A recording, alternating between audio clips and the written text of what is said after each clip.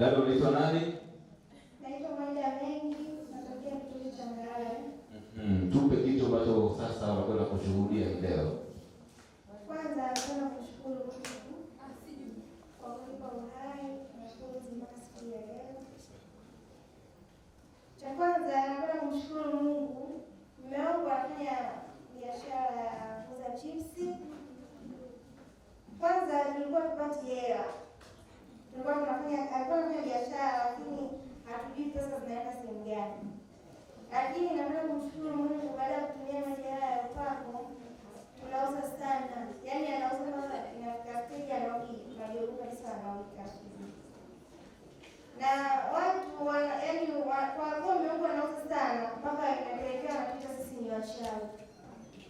Lakini nataka kumshukuru Mungu tulikuwa tunakaa nyumba ya kupanga mwaka jana tunaanza kuweka hela kwa mwezi wa 7.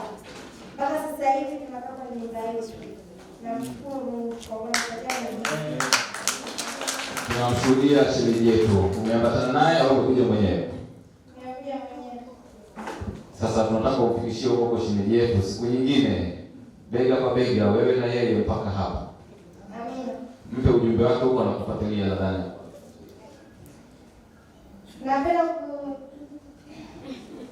popote ulipokuwa mume wangu Rashidi, siku nyingine kwenye kongamano naomba tuwe tunaongozana wote ili nayo ndio kutoa shida yako kwa kutendea.